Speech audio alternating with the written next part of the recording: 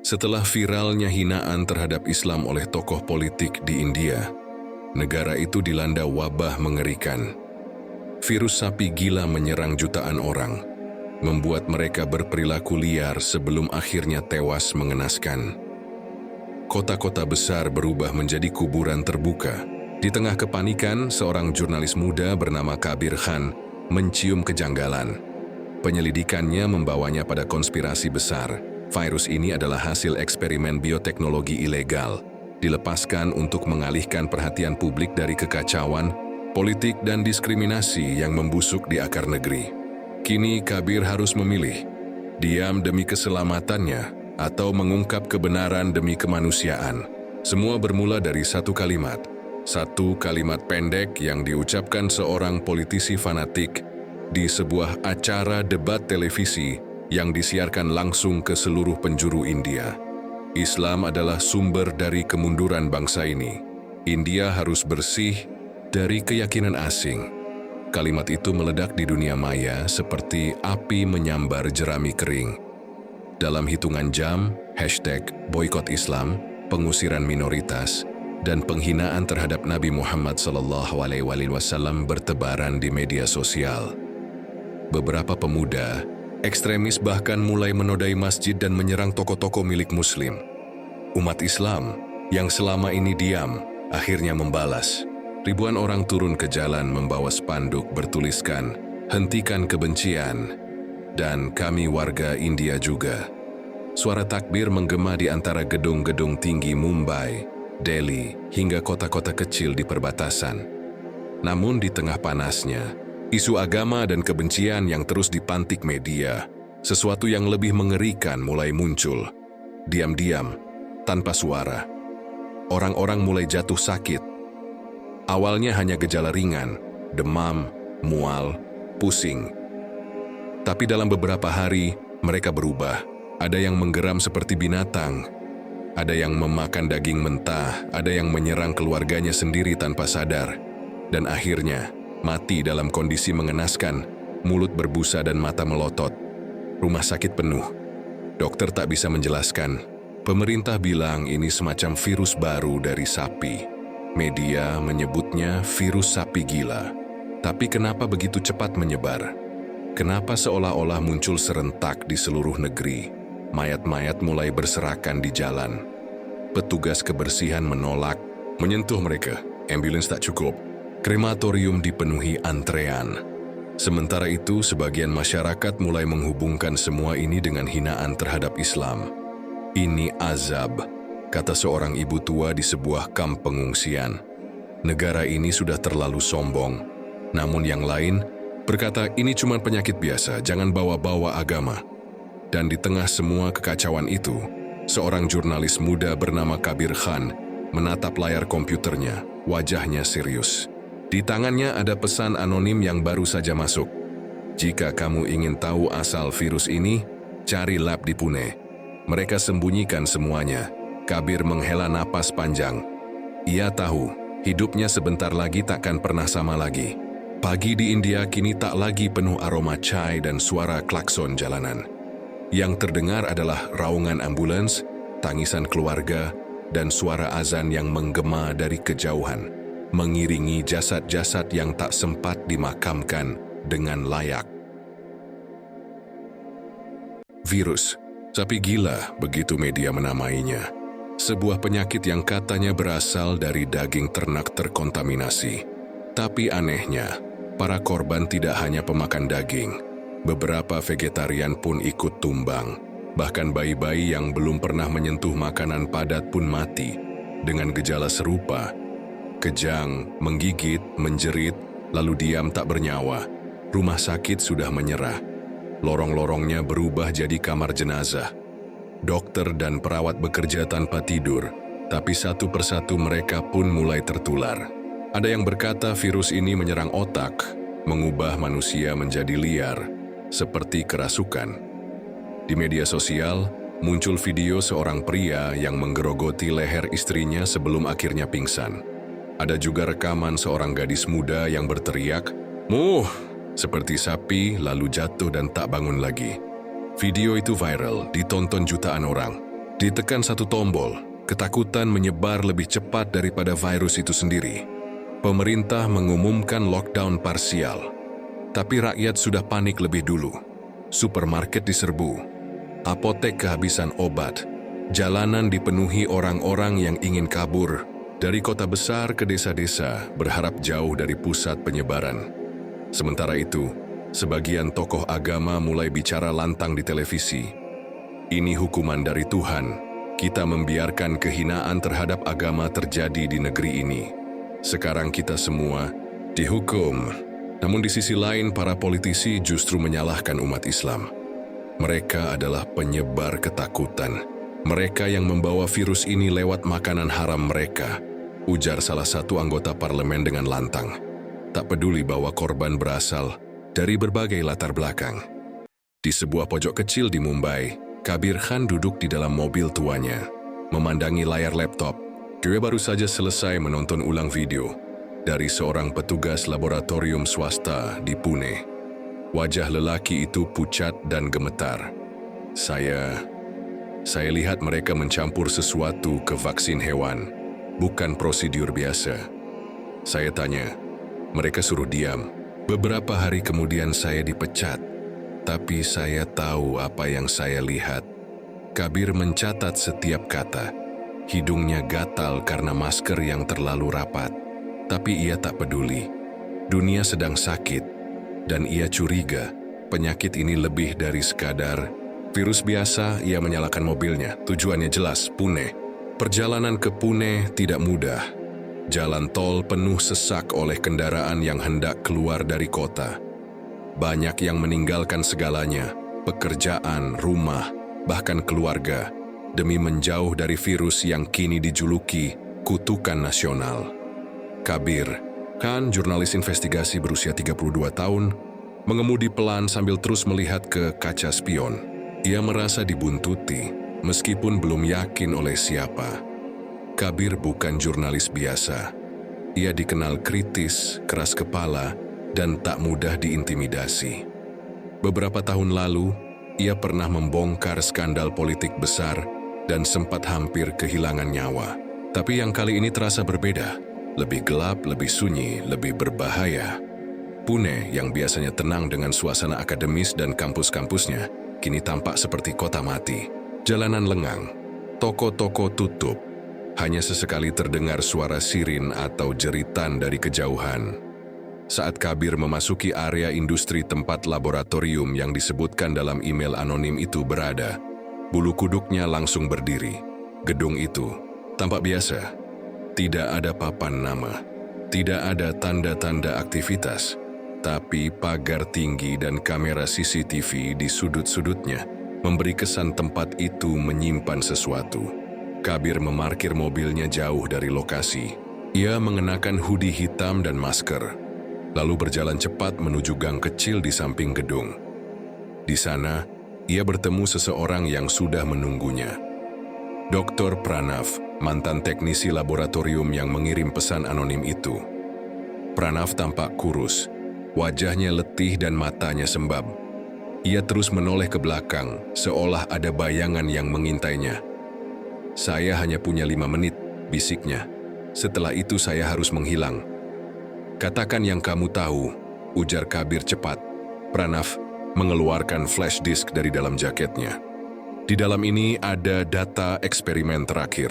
Mereka mencampur material biologis dari otak sapi yang terinfeksi dengan protein sintetik untuk, entahlah, semacam uji coba vaksin mutasi. Tapi ada kebocoran. Mereka tahu, mereka panik, dan mereka sengaja melepasnya. Untuk mengalihkan perhatian dari protes sosial yang waktu itu memuncak. Kabir terdiam, dunia seolah berhenti berputar. "Kamu yakin?" "Saya ada di ruang lab saat itu." Mereka bilang, biar rakyat sibuk dengan kematian. Biar mereka lupa soal agama, soal politik, soal pembantaian. Sebelum Kabir bisa bertanya lebih lanjut, Pranav sudah kabur ke dalam lorong gelap. Dan saat Kabir berbalik, suara sepatu berat terdengar di belakangnya. 4 pria berseragam hitam berdiri Wajah mereka tertutup masker gas. Seseorang berkata dingin, "Ikut kami, Tuan Khan." Kabir Khan digiring masuk ke sebuah mobil van hitam tanpa plat. Matanya ditutup, tangannya diborgol. Ia tidak berontak, bukan karena pasrah, tapi karena tahu, dalam situasi seperti ini, emosi hanya akan mempercepat kematian. Van itu melaju selama hampir 1 jam. Tak ada suara selain deru mesin dan dengus napas para penculiknya. Kabir mengatur napasnya, mencoba mengingat setiap belokan, guncangan, bahkan aroma. Semua yang bisa membantunya nanti, jika ia berhasil keluar hidup-hidup. Akhirnya kendaraan berhenti. Penutup matanya dibuka. Kabir berada di sebuah ruangan bawah, tanah temaram, dengan dinding semen kasar. Di depannya duduk seorang pria berkemeja rapi, wajahnya tak asing. Letnan Kolonel Arvind Desai, pejabat intelijen dalam negeri. "Kau bermain-main dengan hal yang tak kau mengerti, Kabir," kata Desai, suaranya datar. Kabir menatap tajam. "Aku cuma mencari kebenaran, dan kebenaran itu sedang membunuh jutaan orang." Desai menghela napas. Negara ini sedang retak. Perselisihan agama, protes, pemberontakan sipil. Kami hanya melakukan apa yang perlu dilakukan agar stabilitas tetap terjaga. Dengan menyebarkan virus, kami tak menyebarkannya. Kami hanya memanfaatkan keadaan. Ia mencondongkan tubuh. Virus itu memang bocor, tapi bukan dari kami. Ada pihak lain yang bermain, dan kamu akan mengungkap mereka, atau kamu akan jadi bagian dari daftar panjang korban tanpa sebab. Desai melempar sebuah folder ke meja. Isinya data-data, pasien awal virus, grafik sebaran, dan yang membuat Kabir membeku foto-foto Pranav. Tertembak di jalan, darah menggenang. Kami tak bisa lindungi dia, tapi kamu bisa memilih. Terus cari tahu, atau kamu akan jadi foto berikutnya. Kabir tak menjawab. Ia tahu, dunia sedang terbakar, dan ia berdiri di tengah bara. Beberapa jam kemudian, ia dibebaskan. Kembali ke jalan dengan tubuh gemetar dan pikiran penuh tanda tanya. Ia menyalakan laptopnya di sebuah warung kopi pinggir jalan. Di layar, flash disk pemberian Pranav menampilkan file pertama, dokumen eksperimen V13, Project Dewa.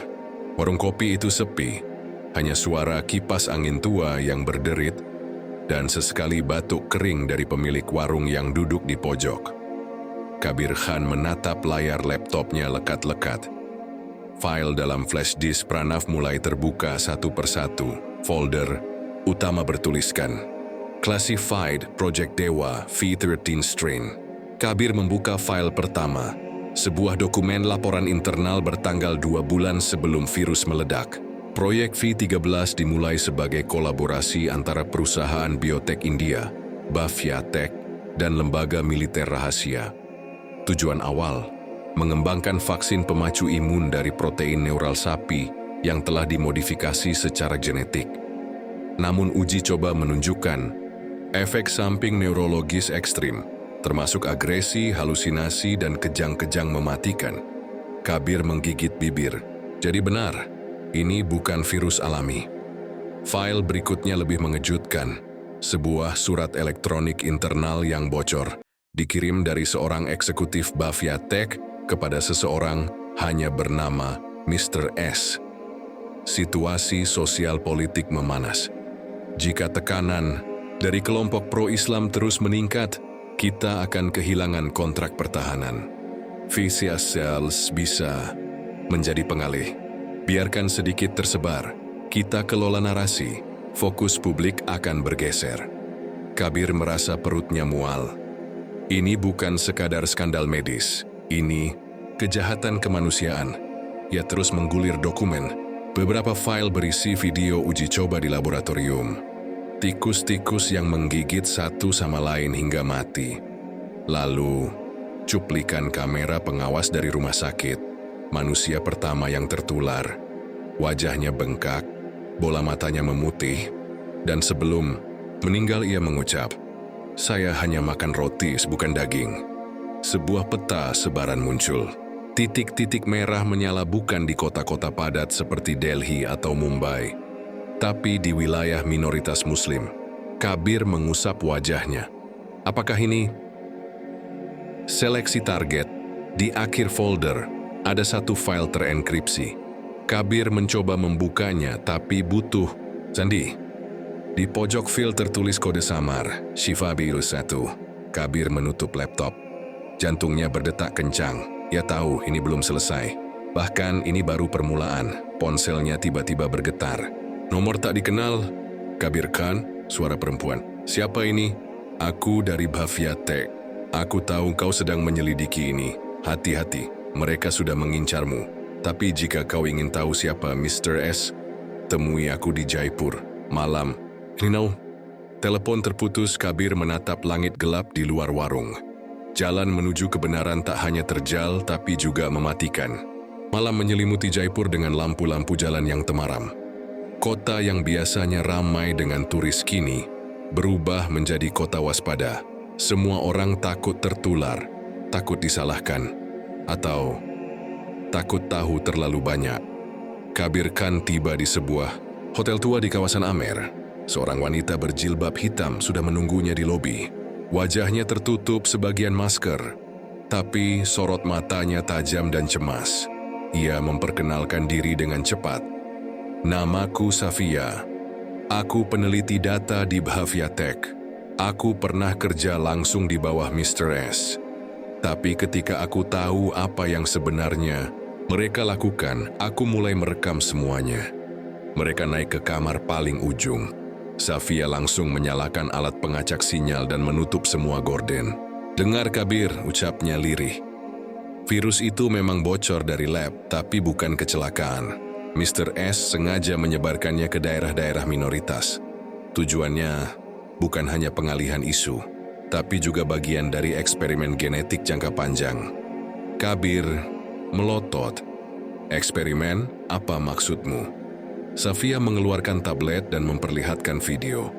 Sekelompok orang dengan gejala parah dipindahkan diam-diam ke fasilitas bawah tanah. Tidak diberi pengobatan, hanya diawasi sambil diambil sampel darah.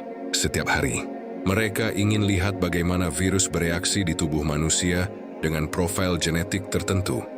Ini bukan hanya bioteror, ini pemetaan genetik untuk senjata biologis. Kabir merasa dunia di sekelilingnya runtuh. Siapa Mr. S? Safia menatapnya lama lalu berkata pelan. Sanjay Malhotra, CEO Bhavya Tech. Tapi dia bukan dalangnya, dia hanya pion dari kelompok yang lebih besar, Agora Syndicate. Nama itu asing bagi Kabir, tapi ia tahu sesuatu yang sangat besar sedang disembunyikan dari dunia. Tiba-tiba listrik mati, tablet Safia padam. Langkah kaki terdengar di lorong. Berat. Tergesa, Safia langsung menarik Kabir dan membuka pintu darurat. Mereka turun ke tangga belakang. 3 pria bersenjata terlihat masuk ke kamar mereka dari atas. Kabir dan Safia berlari ke gang sempit di belakang hotel. Nafas mereka terengah, peluh dingin membasahi punggung. Di tengah kegelapan, suara Safia nyaris tak terdengar. Kalau aku tertangkap, teruskan penyelidikan ini. Buka emailku. Passwordnya TruthLives123. Sebuah tembakan meledak dari kejauhan. Mereka tak punya waktu lagi. Kabir sadar, ini bukan lagi soal virus. Ini soal rencana besar yang melibatkan sains, kekuasaan, dan ideologi gelap yang bahkan lebih menakutkan dari kematian. Kabir dan Safia berlari menembus lorong gelap di belakang hotel. Tembakan terdengar lagi, kali ini lebih dekat. Suara sepatu bot memantul dari dinding bata, semakin mengejar mereka. Mereka berbelok tajam ke gang sempit dan berhasil menyelinap ke sebuah toko tekstil tua yang sudah tutup.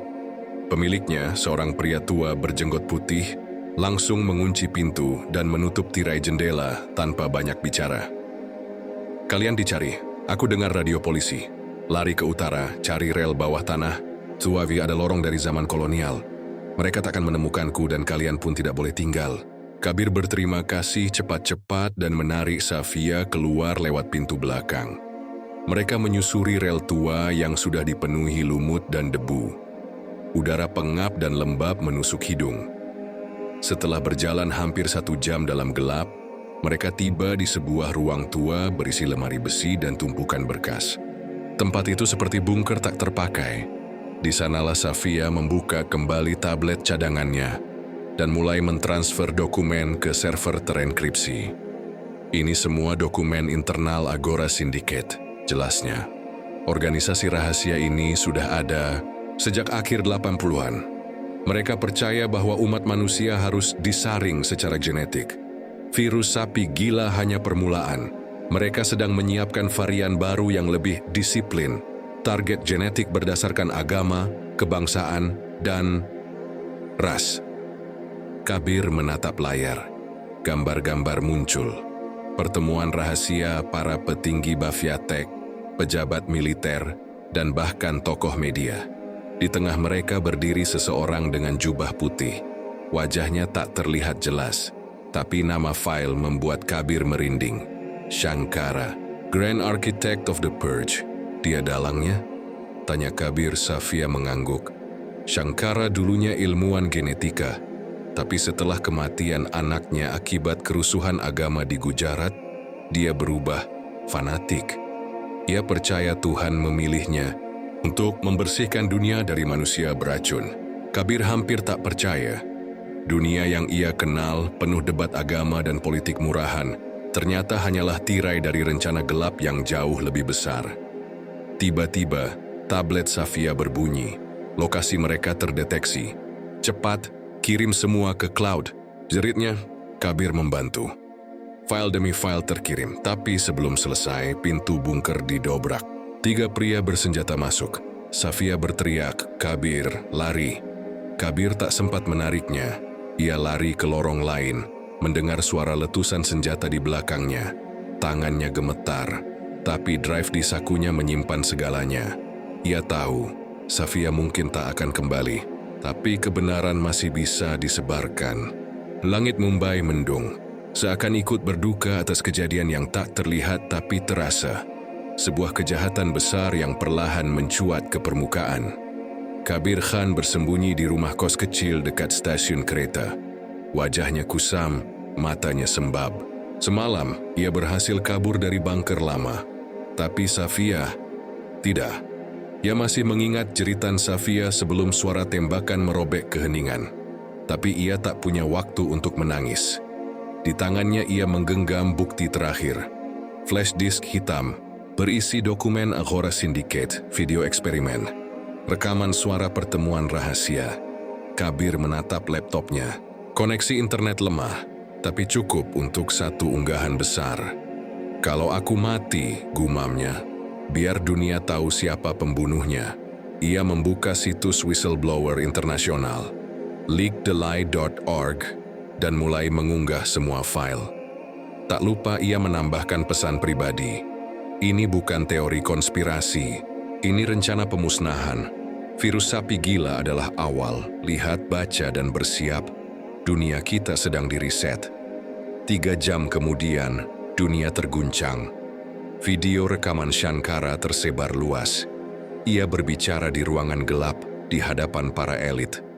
Virus bukan untuk membunuh semua, tapi untuk mengatur ulang tatanan dunia. Dunia ini terlalu sesak oleh keyakinan kosong. Kita butuh manusia baru, kuat, tunduk, dan murni. Media global geger. Pemerintah India membantah keras. Tapi bukti-bukti terlalu kuat. Para aktivis turun ke jalan, masyarakat Muslim marah besar, sementara kelompok sayap kanan mengklaim rekaman itu palsu dan menyebut Kabir sebagai pengkhianat negara. Dia jurnalis murahan, teriak salah satu pembawa acara TV nasional. Dia agen asing. Di tempat persembunyiannya, Kabir tahu waktunya tinggal sedikit. Ada drone melayang di luar jendela. Jenius Kirsch berkemas, membungkus dokumen cadangan dan menyelipkannya di jaket. Namun ketika ia membuka pintu, 2 pria berbaju hitam sudah menunggu. Pak Kabir Khan, kami dari Pasukan Perlindungan Data Nasional. Anda harus ikut kami. Kabir tak percaya. Pelindungan data atau penyiksaan data, mereka tak tertawa. Ia dipaksa masuk mobil hitam tanpa plat nomor.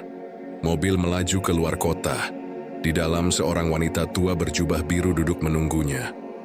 Namaku Ibu Nayantara. Dulu aku anggota Agora Syndicate, sampai mereka menyimpang dari tujuan awal. Aku ingin membantumu, nak. Kabir terdiam. Kau pikir ini akhir? Belum, ini baru awal perang. Kebenaran butuh lebih dari sekadar unggahan. Ia butuh orang yang rela mati demi menyebarkannya. Kabir duduk di ruang gelap, dikelilingi oleh buku-buku dan peta-peta yang menempel di dinding. Di depan matanya, layar laptop menunjukkan berita terbaru. Dunia mulai bereaksi, tapi tidak semuanya percaya.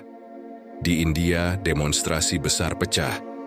Ada yang mendukung Kabir, menganggapnya pahlawan yang membuka mata rakyat, tapi tak sedikit yang mengutuknya sebagai pengkhianat. Media sosial menjadi medan perang opini. Tagar Truth or Lies dan Dalak Kabir Traitor bergantian trending. Aku tak pernah membayangkan akan jadi buronan, bisik Kabir sambil menghela napas panjang. Ibu Nayantara duduk di sampingnya. Wajahnya lelah tapi matanya penuh tekad. Kebenaran ini seperti api, nak. Jika kita tak menjaganya, ia akan padam. Tapi jika kita salah memanipulasinya, ia bisa membakar segalanya. Kabir menatapnya. Apa yang harus kita lakukan? Mereka punya kekuatan besar. Polisi, media, bahkan pejabat tinggi. Dan aku, hanya seorang jurnalis kecil. Ibu Nayantara tersenyum. Tipis. Kadang satu nyala api kecil bisa membakar hutan. Aku akan bantu menghubungkanmu dengan jaringan bawah tanah yang bisa menyebarkan kebenaran tanpa terdeteksi. Mereka mulai mengorganisir perlawanan digital. Kabir menulis artikel-artikel, mewawancarai korban yang selamat, dan mengirim pesan rahasia ke kelompok-kelompok hak asasi manusia internasional. Namun tekanan terus meningkat. Telepon Kabir disadap. Ia terus dibayang-bayangi rasa takut dan kehilangan. Suatu malam ketika Kabir kembali ke tempat persembunyian, ia menemukan secarik surat di meja.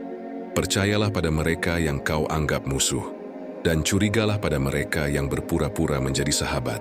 Kabir tahu ini peringatan, bahwa ancaman datang dari tempat yang tak terduga. Di tengah kekacauan ini, sebuah laporan misterius muncul. Virus sapi gila mulai bermutasi, menyerang juga mereka yang tidak terpapar langsung, mengancam untuk menjadi pandemi global. Dunia semakin terbelah antara percaya pada kebenaran Kabir atau tetap dalam kebohongan besar. Dan Kabir harus memilih, terus melawan atau menyerah dan menghilang selamanya. Senja merunduk di balik gedung-gedung tinggi Mumbai, mewarnai langit dengan semburat oranye dan merah. Di sebuah ruang kecil yang kini menjadi markas rahasia, Kabir menatap layar laptopnya dengan mata yang mulai lembab. Selama berbulan-bulan, ia berjuang melawan rasa takut, kehilangan, dan keraguan. Tapi kini sesuatu mulai berubah. Setelah unggahan dan penyebaran bukti-bukti Agora Syndicate, gelombang dukungan dari masyarakat internasional tak terbendung. Organisasi-organisasi HAM dan media besar mulai mengangkat isu ini secara serius. Pemerintah India yang semula menutup-nutupi, akhirnya membuka penyelidikan resmi terhadap laboratorium rahasia dan pejabat yang terlibat.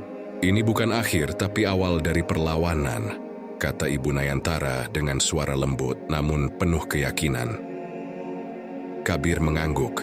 Ia tahu, meski jaringan ini sudah tumbang, ide dan rencana jahat mereka bisa saja muncul lagi.